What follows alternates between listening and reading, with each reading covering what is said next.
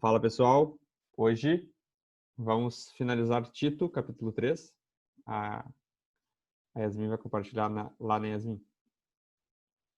Estamos aqui, eu, o Gabriel Calorindo, a Ana Svinsky, a Maria, a Laís, a Júlia Caetano, o Guilherme Moraes, o João Vitor da Costa, o Eduardo Stefan, o João Paulo Betatti, a Yasmin Machado, o Miguel Galvani, a Sara Lopes, a Carol, a Júlia Lima, a Emanuele e a Lana blá blá blá.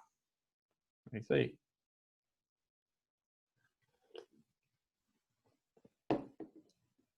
Pra mim tá pequenininho aqui, Yasmin. Não sei se é por causa que eu tô olhando errado. Ué, tá no mesmo tamanho de 100? Ah, não, tá bom. Tá. Eu que tava fazendo errado aqui. Então, o que a gente já viu? A gente já viu que a Tito, Paulo tá escrevendo para um companheiro dele de ministério, que ele deixou em Creta, numa ilha, que tinha diversas cidades, e a ideia era que Tito encabeçasse essa questão de ter um pastor em cada cidade. Essa era a ideia. Tito é o enviado de Paulo, tá? Na obra de evangelização ali do primeiro século. Não me desconcentra aqui, eu tô no meio do raciocínio aqui. O que mais que a gente sabe? A gente sabe que essa carta foi escrita depois da primeira prisão de Atos 28, que ele teve uma prisão domiciliar, né? Paulo teve uma prisão domiciliar, e entre o período que ele vai ser preso novamente, daí seria a prisão perpétua, que ele foi decapitado pelo imperador Nero, tá? Diferente das outras cartas, essa aqui a gente não sabe de onde foi, de onde ela foi escrita. Paulo provavelmente estava numa viagem, estava fazendo alguma coisa. A gente vai ter até uma pista ali, mais ou menos, da localização dele, mas a gente não sabe de onde ela foi escrita. A gente sabe que ela foi escrita para a ilha de Creta, tá? Ao Tito. A gente viu também que o enfoque dessa carta é a questão dos falsos mestres judaicos, né? Os judeus que perturbavam as igrejas no primeiro século ali. E a gente vai ver também que é muito forte a questão da doutrina e do comportamento. Paulo não faz separação em tu crer em Jesus e tu ter uma vida de santidade. Não tem essa separação. É tudo uma coisa só. Ou tu crê e ter uma vida de santidade, e tu crê e tu dá bom testemunho, ou tu não crê. Paulo não tem essa questão de, não, eu creio, mas eu não consigo viver uma vida que... Não estou falando perfeição, né? Mas uma vida que avance, que melhore a cada dia. Paulo não tem essa separação. Às vezes a gente faz, mas está errado, biblicamente falando, tá? A gente precisa crer em Jesus e ter uma vida melhor. A gente usou o exemplo, quando não estava sendo gravado ontem, que às vezes as pessoas olham para nós e dizem, tu não é crente? A resposta que a gente tem que dar é porque tu não me conhecia antes. Antes eu era muito pior. Era para eu estar preso, a gente falou, né? Que traz muita luz, porque é exatamente isso, né? A gente, pecador, o nosso destino mais tranquilo é prisão e morte. Se a gente consegue se comportar, andar vestido, ser educado, já é a obra do Espírito Santo nas nossas vidas nos convencendo do pecado, tá? Então vamos lá. Finalizar o livro de Tito, tá? Capítulo 3. Deixa eu ver se eu consigo aumentar um pouco mais aqui. Tá. Tito, né? Tito, lembre a todos que se sujeitem aos governantes e às autoridades, que sejam obedientes e estejam prontos para toda boa obra. Falando sobre autoridade, hoje para nós, né, presidentes, ou dependendo do país, primeiro-ministro ou prefeito, etc. Pessoas que governam e exercem a autoridade, tá? Eu vou mutar o Joãozinho aqui. A gente tem na escritura Tito. Deixa eu ver até que tá... não consigo clicar. Clica para nós ali naquelas três bolinhas ali, Yasmin, do primeiro versículo. Tem as três aí. A gente tem Timóteo e 1 Pedro. Ó, a gente tem Timóteo, 1 Pedro e Romanos 13, falando sobre autoridades, né? Romanos 12 fala sobre não se conformar, né? Ser transformado. Na época, um judeu ou até um gentil que lê aquilo, ele vai dizer assim, ó, cara, ele tá falando sobre revolta contra o imperador. Tipo, se ele tá falando que é não se conformar, vamos tocar fogo no Império Romano. Porque Paulo tá dizendo pra gente não se conformar. Aí no próximo capítulo, o que Paulo faz? Diz que não é isso. Não é esse tipo aí de revolução. As autoridades são nomeadas por Deus. Nós devemos respeitar. Ah, mas é o imperador Nero que vai matar, vai me decapitar. A gente tem que, por mais que eles não estejam fazendo aquilo que a gente chama de vontade boa, perfeita e agradável de Deus, eles estão deixando bem claro assim, não, todo mundo sabe o jeito que eu penso biblicamente. Eles estão cumprindo um papel que é dizer que Gênesis 3 está certo, o pecado entrou no mundo, entendeu? Eles estão fazendo um papel. Tipo assim, para ficar mais claro, quando Jesus foi crucificado, Jesus se rebelou contra o imperador? Jesus foi contra o Pôncio Pilatos ou os caras lá que exerciam autoridade? De maneira nenhuma. Ele não precisou pecar para ser crucificado. Ele não precisou desobedecer para ser crucificado.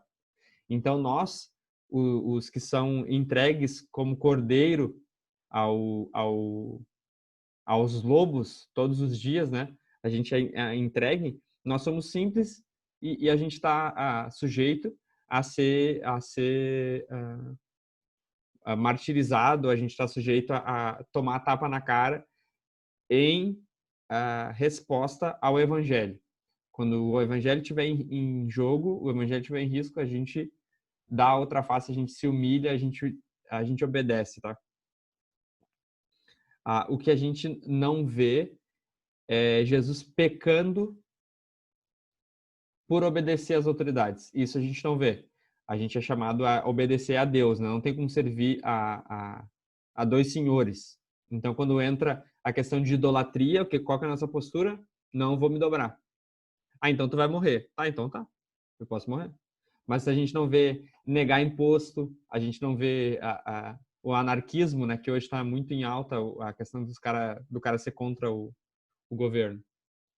Então, que sejamos obedientes e sejamos prontos para toda boa obra.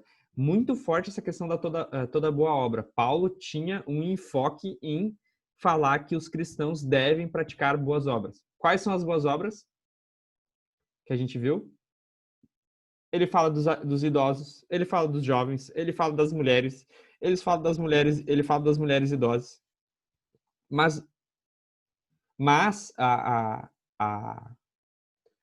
tudo se resume em ser irrepreensível, em ser pessoa que tem respeito as pessoas têm respeito por essa pessoa, né? Essa pessoa que pratica boas obras, ela tem respeito dos outros. Eles veem nela a atitude de Jesus, de conversão, de verdade, de justiça, de bondade, né? Beleza. Versículo 2. Que não difamem ninguém. Difamar, falar mal das pessoas, ser caluniador, ser aquela pessoa tóxica, a pessoa azeda. Nós não somos chamados para falar mal das pessoas. Nós não somos chamados para falar mal das pessoas, tá? Eu até estava pensando, porque o pastor pregou no domingo sobre controlar a língua, né? E agora o GC foi sobre controlar a língua. E interessante que quando Jesus repreende os fariseus, ele chama eles de raça de víboras. O texto que a gente usa para falar sobre controlar a língua é Jesus chamando os fariseus de raça de víboras. Que é um desafio para nós de, tipo assim, como usar a língua para salgar, para trazer luz, para edificar, para criticar o que realmente precisa ser criticado. É um equilíbrio que a gente precisa exercer. O que está acontecendo não é uma coisa pública, como era na época dos fariseus. Eu preciso confrontar publicamente, então eu vou confrontar, vou dizer que, como a gente vê Paulo fazer, né? Paulo escreveu isso, o que o Joãozinho está falando está errado, por causa disso, sem levar para o pessoal, como ele está levando para a esfera pública, eu vou tratar de maneira pública. Mas, se eu ver que o Gabriel está com algum problema e é um pecado que eu posso falar com ele, Gabi, ó, o que tá acontecendo assim, assim, assim, cara, tu não acha que isso aqui tá errado? Não tô querendo te julgar porque eu não tô em posição de julgar. Eu só tô te dizendo assim, cara, tô te alertando. Isso aqui tá errado. Eu também tenho pecado, mas isso aqui tá errado, vamos ver isso aqui. A gente é chamado a fazer isso. Isso também é controlar a língua, entendeu? Não é aquela coisa assim, não, eu vou controlar a língua agora, todo mundo faz o que quer e acabou. Mas que conversa, daí não tem boas obras, entendeu? A gente tem que ter um equilíbrio de usar a língua para falar bem das pessoas, criticar em secreto quando tiver tipo coisas que não tem nada a ver, e se for publicamente que todo mundo viu uma besteira que foi falada, poder dizer não, ó, essa besteira que foi falada não bate com o que Paulo falou, com o que Jesus falou, com o que a Bíblia fala, tá? Que sejamos pacíficos e cordiais. Muito a questão da cortesia, que dando provas de toda a cortesia para com todos. Muita questão de ser educado, de ser cavalheiro, né? De ser as meninas damas, de tratar as pessoas com respeito, de aquelas coisas meio medieval, assim, que a gente vê muito respeito, muita cordialidade, muito você primeiro, etc. Isso aqui Paulo está falando que isso é certo. Tratar os outros como superior, educação, tá? Isso é as boas obras. A gente tem que pensar nisso. Isso são as boas obras, tá? E está relacionado com essa doutrina. Para Paulo era a mesma coisa, tá? Vamos seguindo. Pois nós também... Aí ele vai dar qual que era o nosso passado, tá? No passado, éramos insensatos, ou seja, tolos, burros, desobedientes, desgarrados, escravos de todo tipo de paixões e prazeres, vivendo em maldade e inveja, sendo odiados e odiando-nos uns aos outros. Então, aquela questão de ser odiado, tá? A gente, por amar Jesus, a gente é odiado pelo mundo. Mas esse odiados que Paulo está falando aqui não é esse tipo de perseguição. É ser odiado porque tu é bicho ruim mesmo. Tipo assim, as pessoas não gostam de ti porque tu não presta. Não é porque tu presta. Porque as pessoas também odeiam a gente porque a gente presta. Porque a gente é uma pessoa que faz as coisas certas, a gente acaba sendo crucificado. Mas o que Paulo está dizendo aqui é: não, não, não, não. Vocês eram odiados porque vocês eram odiosos. Não é porque vocês eram amorosos. Nós, né, éramos odiados por causa que a gente era bicho ruim, cheio de maldade, de inveja. Graças a Deus pelo versículo 4, que é o mas. Sempre vai ter um mas. Paulo sempre vai dizer, cara, o que aconteceu isso aqui, isso aqui, isso aqui, isso aqui, isso aqui, isso aqui, tem a ver com a queda e com o pecado. Mas, aí dá graças a Deus porque é a redenção de Jesus, a nossa salvação, né? Mas quando se manifestou a bondade de Deus, ou seja, Jesus, o nosso Salvador, o seu amor por todos e o seu amor por todos, ele nos salvou, não por obras de justiça praticada por nós, mas segundo a sua misericórdia. Então, a gente sabe que aquele todos ali não significa todos vão ser salvos, mas que o amor dele foi demonstrado por todos. A luz brilhou sobre o mundo, mas o mundo amou mais as trevas. A gente sabe o que João escreveu, a gente sabe como foi de fato o que aconteceu naquela época e o que acontece até hoje, né? A salvação é para todos, mas nem todos querem, né?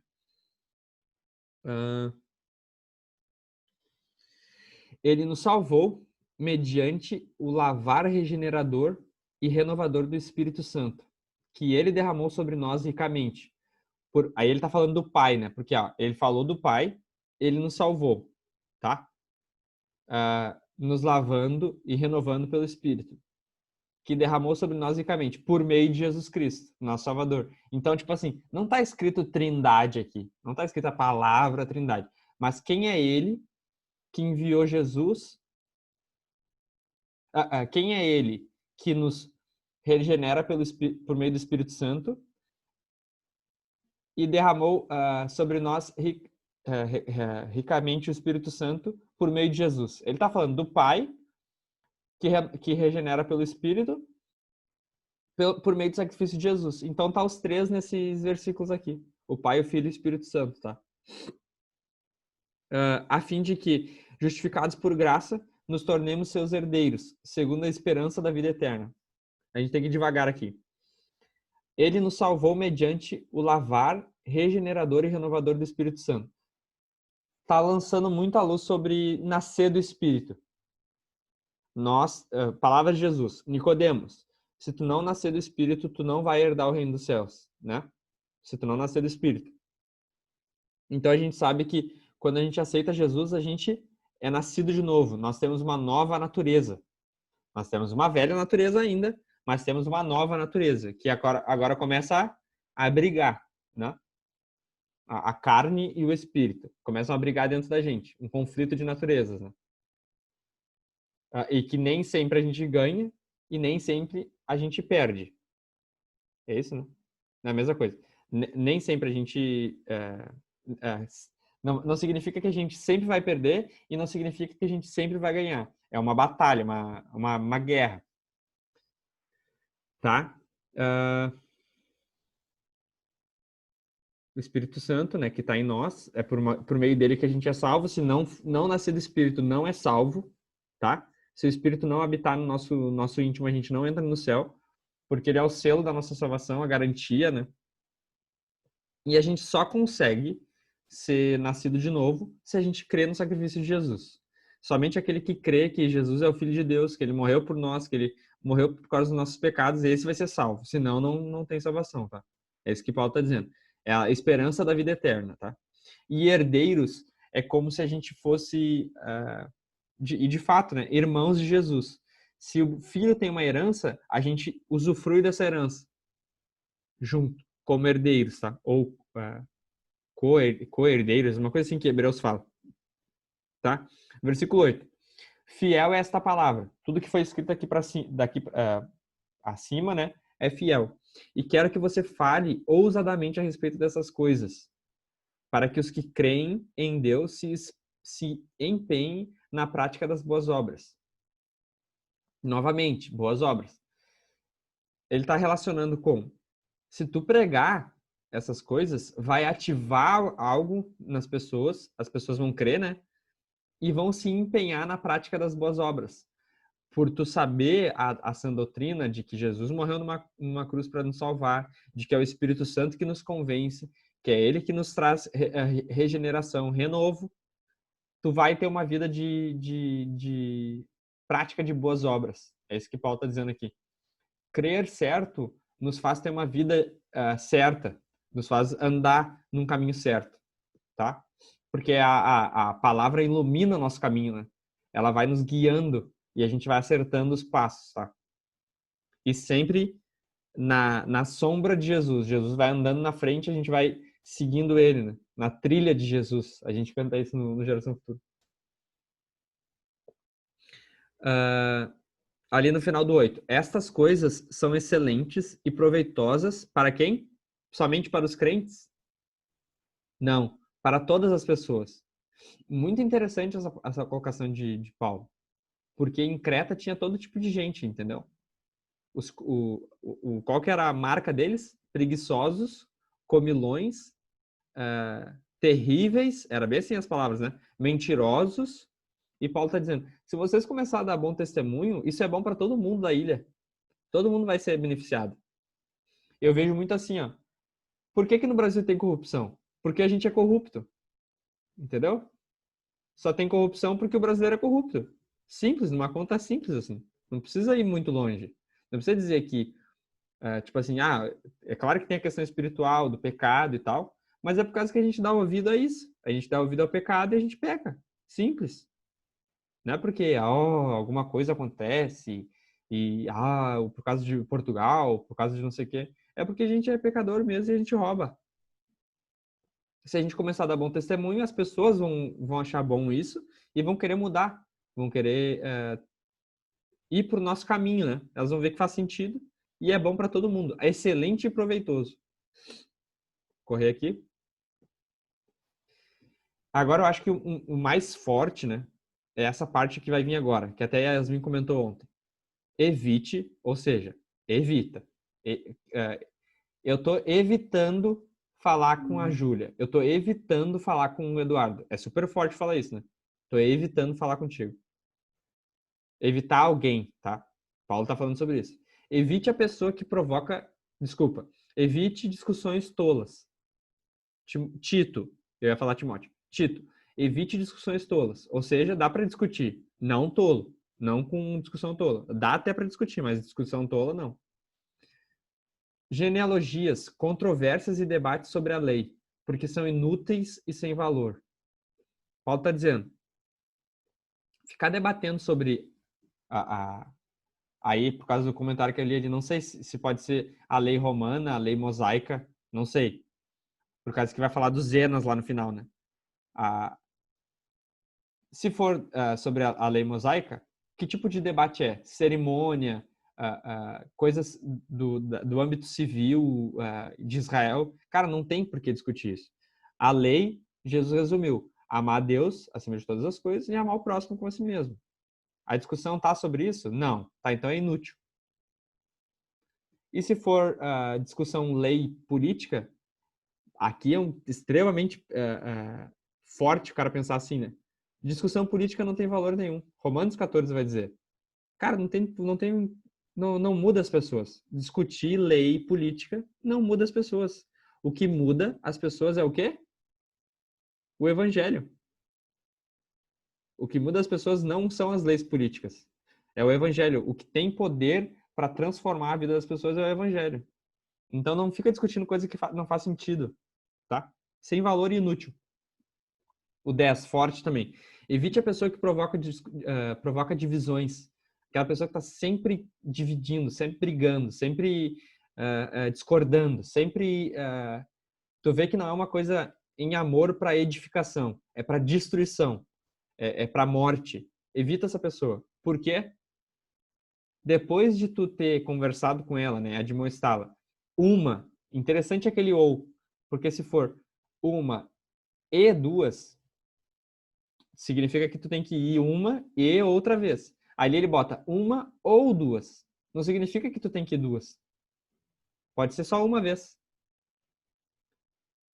Se tu falar com essa pessoa e tu viu que não tem o que fazer, você sabe que essa pessoa está pervertida. Vive pecando e por si mesma está condenada. Tu pode evitar aquela pessoa, tá? É claro que esse aqui é um caso extremo de falsos mestres, de pessoas públicas, tá? Que estão falando bobagem publicamente. Não é questão de pecado um a um. O cara abriu o coração para ti e tu disse assim, não, cara, vamos andar junto, vamos melhorar. São coisas completamente diferentes, tá? A questão do Mateus 18 lá, né? Que fala, se teu irmão pecar, vai lá, fala com ele. Aqui ele tá falando de gente que fica falando besteira publicamente, entendeu? Falando heresia, fica falando bobagem. Tu tem que, tipo, deu, entendeu? Sossega. Como a gente usou o exemplo, né? Tito, você tem que calar essas pessoas. Como é que Jesus calava as pessoas? Ensinando que elas estavam erradas. Me responde uma pergunta, então. Jesus fazia assim. Isso aqui, isso aqui, isso aqui. Tu não sabe, então deu. Tipo, cala a boca. Para. E a pessoa se toca, né? Quando ela tá falando bobagem. O final das cartas é sempre aquele... a gente viu, né? Me traz minha capa, me traz meus livros. É sempre uma coisa mais informal, porque é final de carta. Final de carta é, tipo, tudo que tu não falou até agora, tu fala no final da carta. Tá? Quando eu lhe enviar Artemas ou Tíquico, se eu não me engano, o Artemas não é mais citado em nenhuma vez. O Tíquico é citado no Novo Testamento em outras partes, tá? Quando eu te enviar esses dois caras, pro Tito, né? Ele tá enviando dois caras pro Tito. Faça o possível para vir ao meu encontro em Nicópolis. Então, porque ele, estou resolvido a passar o inverno ali. Então significa que Paulo não estava em Nicópolis, provavelmente ele estava perto, talvez, mas como eles viajavam muito naquela época, mas ele está dizendo, eu estou resolvido de passar o inverno ali, eu vou para lá no inverno. Então ele não estava lá, mas ele estava por essa região aí, tá? Que Nicópolis é na Grécia, tipo, a Creta era para baixo, vocês estão olhando ao contrário, né? A Nicópolis era para... Olhando no mapa mundi para a esquerda, tá? Olhando no mapa mundi para a esquerda. Pro lado de Roma, tá? Creta embaixo, pro lado de Roma, assim. Tipo, Roma era bem longe, mas é pro lado de Roma, tá? Que a gente sabe exatamente onde está Roma. Estou resolvido para... Ajude da melhor maneira possível Zenas, o intérprete da lei. Aqui a gente não sabe que tipo de lei que é, Pelo menos nos comentários que eu tenho aqui em casa não ajudou. Na NA nem cita isso. Mas a gente sabe que se for lei civil ou se for lei a lei de Moisés, vou botar aqui, ou lei de Moisés, ajudar as pessoas que interpretam a lei. Tito, ajuda as pessoas. Tipo, tu tem bagagem para ajudar, tu tem como conversar com essa pessoa para ajudar. Te coloca à disposição. Isso também é uma prática de boas obras para Paulo, tá? E também Apolo. Aí esse Apolo é aquele de eu plantei, Apolo plantou, eu reguei, eu não me lembro a ordem lá, 1 Coríntios 3:6, tá? Que a gente usa muito no PDVM. Para que não lhes falte nada para a viagem. Então, ajuda o cara a interpretar a lei. Desculpa, ajude da melhor maneira possível. Eu falei errado aqui. Ajude da melhor maneira possível Zenas, o intérprete da lei. Aí ele só está dizendo quem é o Zenas. Eu li errado antes, tá? O problema das vírgulas. Ajudar o cara que é intérprete da lei. Não significa que tem que ajudar ele a interpretar a lei, tá? Falei errado antes. E também Apolo, para que não lhes falte nada para a viagem. Então, se Apolo vai viajar, ajuda ele para não faltar nada. Isso também é uma prática de boas obras. E quanto aos nossos, ele está dizendo, esses aí são os caras que estão aí na tua volta. Agora, enquanto aos nossos, que aprendam também a se empenhar na prática de boas obras. Que é o a galera dele ali, os conhecidos. A favor dos necessitados, para não se tornarem infrutíferos. Então, todo tipo de necessitado. Pode ser uma pobreza espiritual, pode ser uma pobreza material. Ajudem essas pessoas, tá? Finalzinho da carta ali. Todos os que estão comigo mandam saudações a você. Dê saudações àqueles que nos amam na fé. A graça esteja com todos vocês. A carta é para Tito? É para Tito. A carta é para as igrejas de Creta? É para as igrejas da ilha de Creta. A carta é para nós? É para nós. Tudo que está escrito serve para nós, porque é a vocês. Assim como diz nas cartas do Apocalipse, a carta vai para uma igreja, mas no final da carta, o que o Espírito diz às igrejas, né? Então, de maneira geral, as cartas são para todas as igrejas de todas as eras, de todos os lugares, de todas as épocas. Isso serve para nós também, tá? Acho que era isso. Eu vou parar de gravar aqui.